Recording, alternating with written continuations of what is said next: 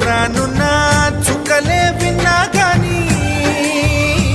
కదిలించలేదా కాస్త కూడా నీ మనసుని పరదాలు దాటి ఒక్కసారి పలకరించవేమి అందరినీ ఇలా వెంటపడి అడగాల సరదాగా నువ్వే ఎదురైతే సరిపోదా నిద్రపోతున్న రాత్రి నడిగా